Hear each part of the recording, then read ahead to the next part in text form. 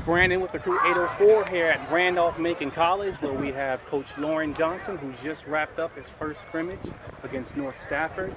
You guys stepped up in weight class today. Stafford 6A, you guys are 5A. What prompted you to step up and play these guys today? I just think Coach Mangano's a great friend of mine. So he's got a good football team, some big guys, a couple guys that are going to play big-time college football with Devin, Ford, their running back, and Nene, offensive tackle / defensive end. So guys like that feed and breed other guys that are pretty good. So we wanted to make sure we had an opportunity to see somebody that was going to prepare us for our Week 1 game against Herman. And I think North Stafford is one of those teams that can go very, very deep in the playoffs. They play some quality teams, so we wanted to play a quality opponent as our first scrimmage. Gotcha. Now coming in, what were some of the expectations for both your offense and maybe your defense?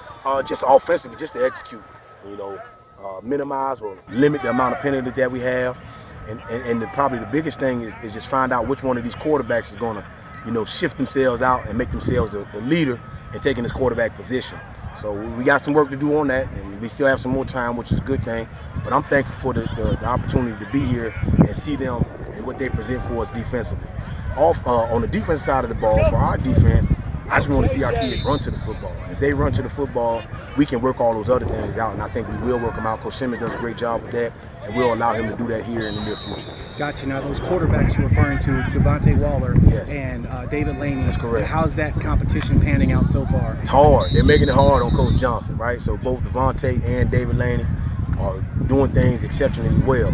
But sometimes, one does something good one day and the other one does something bad on that day. And then they reverse the roles. So we got to find out who's going to be more consistent for us, or find out who's going to be better each game, and then play that person each game and kind of roll with it. Gotcha. Now, another guy that performed exceptionally well today, Raekwon Smith. He must have ran for over 200 yards, a couple touchdowns in live game action. What do you guys see out of him going forward? A lot. Raekwon's just a good football player. It's kind of waited his turn. We knew he was always going to be an exceptional talent. And not many people know about him, so don't write about him too much. We just gonna keep driving away at him and keep picking and getting him to execute what he does right and help him fix the things that he's doing wrong and kind of allow him to grow. I think we have 2 great running backs. We have a third that you didn't see that's a little bit younger. We'll get him in the mix and see if we can continue to have a long line of great running backs here at Highland Springs. Got you. Now, what are you guys trying to implement in between now and, let's say, your next scrimmage? I think between now and Thursday is not a lot of time, and then we have another formidable opponent, which is Thomas Dale.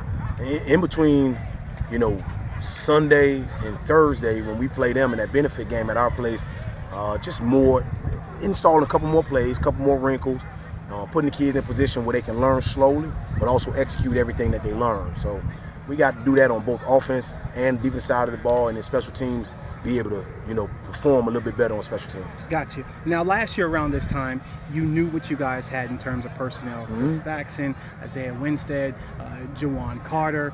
From a depth perspective, how is your roster panning out? How do you like it so far? I like our roster. I've liked it since we started back in January lifting weights. The number of kids coming in, a couple newcomers.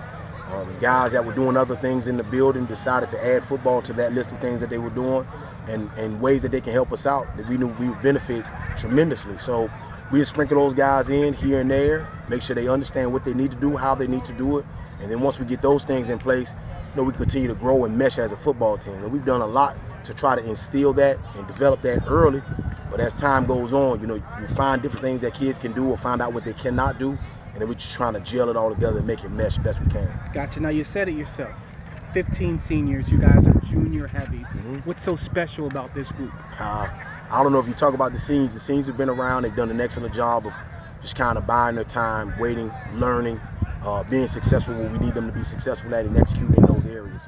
The junior class, I like a lot, but I like every class in my building a lot. They're kids that they believe in what we're doing. They believe in Coach Johnson. They believe in each other. They believe in the assistant coaches, and I think it helps our building, not just our football program, but it helps our building become successful in everything we set our eyes to doing as a school and a community.